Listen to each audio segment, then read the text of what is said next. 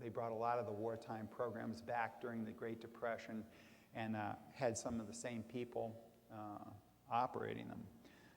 So this was a very bad precedent. Now, there are two areas that the executive branch has really usurped the Congress's power. Two main areas. There are many more, but the two big ones are the war power and the budget. And I will speak to both of those, but first I want to deal with the budget. During the Mexican War, James Polk took advantage of this to create a unified, consolidated budget. And I know budgeting is really boring. And even the newspapers nowadays are really, they're bored with budgeting. But budgeting is very vital because you can't do anything in the government without money for it. And so if you'll just bear with me for 1 second while I talk about this, and then I'll get on to something else. Polk had this unified executive budget because previously the congressional committees would work with individual government agencies and set their budget, and the president would stand idly by, which is actually a good thing. But if you have to have government, you need to have it in a diffused manner.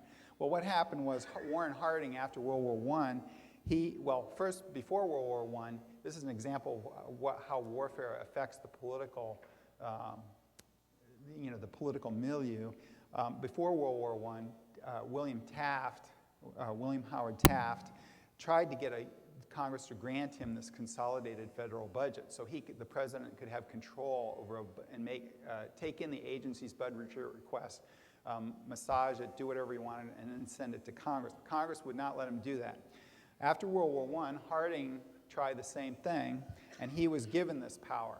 And so we have this consolidated budget, and so now what we have is that the president really does the budget work, sends it to the Congress, and they make incremental changes to it. And of course, the executive branch has vast amounts of staff, and the Congress staff has grown, but certainly nowhere near the executive branch staff. So Congress tweaks the budget at the margins, throws in a few pork programs, and then passes it usually. Now, occasionally you'll have a fight over some big issue like Iraq or something else, but most of the time, what the executive budget creates is the amount of money that the programs get. And what is funded many times is what the executive wants. Originally, presidents really didn't get involved too much in legislation out of custom, and also they really didn't propose a unified budget, as I say.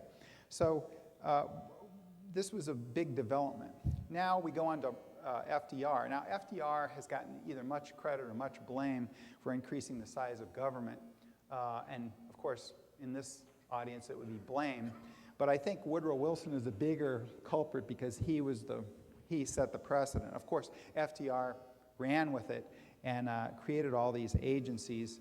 And he really made the executive branch first among equals. Now, we're still not to an imperial presidency because Roosevelt was very charismatic.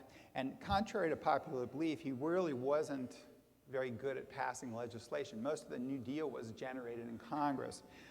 And he relied on his charisma to get it passed. And he also, of course, attempted to pack the Supreme Court and lost. But, of course, he intimidated the court, so they decided to pass the rest of his program after having early on, rejected the New Deal. So we get to Truman, and Truman is the real creator of the imperial presidency. And the reason that he is because he institutionalized the power that Roosevelt had grabbed. Roosevelt relied on charisma, whereas Truman wasn't as charismatic, so he set up the National Security Council, the Council on Economic Advisors. He created the Department of Defense. Previously, you had the Department of the Navy, the Department of War. And he also, of course, the CIA was created for covert operations, which evaded public and congressional scrutiny. Now, Traditionally in American history, wars have lasted only a short time. And that's a good thing, both for casualties and because you don't have the opportunity for the government to just keep getting bigger. Unfortunately, after World War II, we went into the Cold War, and the Cold War was much worse for the aggregation of executive power than the other wars because it's perpetual. And the problem at the time was, well, we had these nuclear weapons now, the government, and so it was perceived that the president has to have this power because we could, 30 minutes we could be incinerated. Well, of course, that was kind of an erroneous belief because at the Constitutional Convention, the founders had permitted, by substituting language, it was originally the Congress will make war. They changed it to declare war.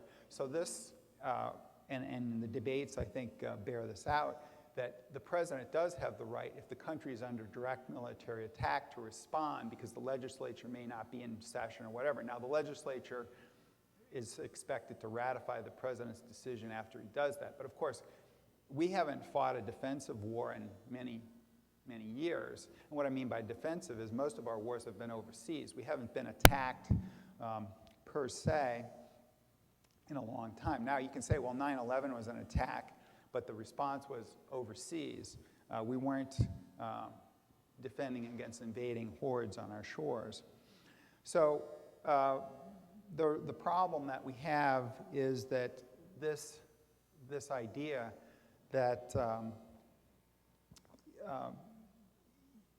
nuclear warfare was somehow different. But if the Soviet Union went on alert and was going to attack us with nuclear weapons, of course the president has a constitutional responsibility to do something, and it doesn't require any aggregation of power to do that. Now, that's not a good thing if he does that, but nonetheless, we don't need a more powerful presidency because if we're going to have a nuclear war, the president does have the power under the framers' original conception to do that. But then nevertheless, they used this excuse during the Cold War. Well, war is so rapid fire now, we really have to have a stronger president. So we have this perpetual war in peacetime, and we have, and Truman was a big violator of this. I mean, he created all these things that were really created the imperial presidency. After the Korean War, we had a permanent large standing army, and that was the first time in U.S. history that we had a permanent large standing army. We had a permanent draft to staff it. Now, we'd had the draft on and off, but it became permanent until the Vietnam War. And we also had, he also tried to expand the commander-in-chief role.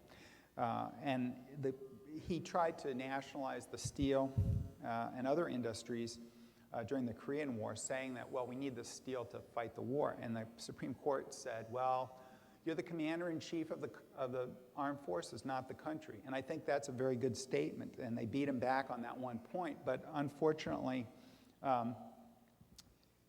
this, over time, has also eroded. So it's kind of a minor accomplishment at the time for the Supreme Court to knock this down, but the aggregation of executive power continued after that. Truman also pioneered large undeclared wars. Korean War, he didn't get a declaration of war simply because he wanted to expand the president's authority in foreign policy. So he relied on the UN resolution. And of course, other presidents have followed, saying, well, we've got to get this international approval, but we don't have to get the approval of our domestic legislature, which is, of course, much more important. And of course, Truman set this precedent, and we haven't had a declared war since World War II. So all the presidents are now saying, well, I have the inherent authority as commander-in-chief to take us to war. Well, of course, the founders, who were concerned about kings taking their countries to war on the backs of the people, would have turned over in their graves at that, because the war power is very important. And the war power has shifted from the Congress to the president. That's the other area in addition to the budget.